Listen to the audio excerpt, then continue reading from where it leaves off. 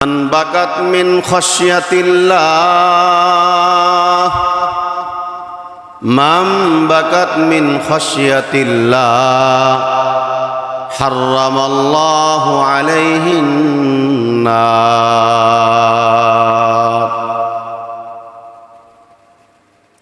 যে আল্লাহর ভয়ে, আল্লাহর আযাবের ভয়ে, পরকালের শাস্তির ভয়ে আল্লাহর সামনে কিভাবে দাঁড়াবে এই ভয়ে গুনাহ ছেড়ে দেয়, চোখ থেকে অশ্রু প্রবাহিত হয়। আল্লাহ রাসূল বলেন, হারামাল্লাহু আলাইহিন নার, তার জন্য আল্লাহর তৈরি জাহান্নামের আগুন হারাম হয়ে যাবে। আমরা কার জন্য কাঁদব? কি উদ্দেশ্যে কাঁদব? কেন কাঁদব? এই চোখের পানি অনেক মূল্য। আল্লাহর জন্য কাঁদলে এই চোখের পানির দাম আল্লাহ এত বাড়াইয়া দিবেন, এত বাড়াইয়া দেন। আল্লাহ রব্বুল আলামিন এই এক পুরা চোখের পানির মাধ্যমে জাহান্নামের আগুনকে হারাম করে দিবেন। জাহান্নামের আগুন নিভে যাবে। আফসোস, শতবার আফসোস। আজকে আমরা কাদার প্রয়োজন ছিল, কান্নার দরকার ছিল।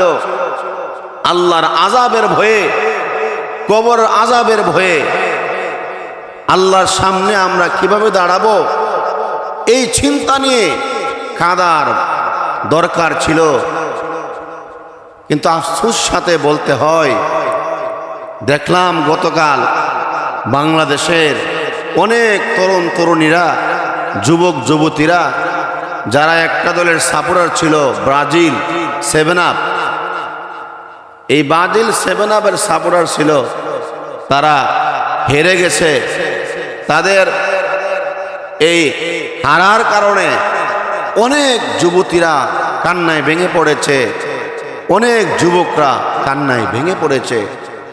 ও যুবক যুবতী, ও তরুণ তরুণী, এই কান্নার এক আনাও মূল্য আল্লাহর কাছে তুমি পাইবা না। এই কান্নার এক আনা দামও তুমি আল্লাহর কাছে পাইবা না। তোমার আমার সমস্ত মুমিন বান্দা বান্দিরার, বিশ্ববাসী কাঁদতে হবে আল্লাহর ভয়ে, আল্লাহর জন্য। আল্লাহ রাসূল সাল্লাল্লাহু আলাইহি সাল্লাম এক হাদিসের মধ্যে ইরশাদ ফরমান, আল্লাহ রাব্বুল আলামিন 7 শ্রেণীর লোককে আল্লাহর আরশের নিচে জায়গা করে দিবেন। ইয়াউমা লা যিল্লা ইল্লা যিল্লু, যেই দিন আল্লাহর আরশের ছায়া ব্যতীত কোনো ছায়া থাকবে না। তন্মধ্যে এক প্রকার লোক হলো তারা, রাজুলুন যাকারাল্লাহ খালিয়ান ফাফাযাত আইনাহু, যে ওই পুরুষ, ওই ব্যক্তি, ওই মা, ওই বোন, ওই তরুণ, ওই তরুণী যারা গোপনে বসে, গোপনে গোপনে আল্লাহর জিকির করে, একা একা আল্লাহর জিকির করে, আর আল্লাহকে স্মরণ করে, আল্লাহর আযাবকে স্মরণ করে, আল্লাহর ভক্তকে স্মরণ করে, ফাফাযাত আইনাহু, চক্ষু থেকে অশ্রু প্রবাহিত হয়। আমার বাবারা, ভাইয়েরা,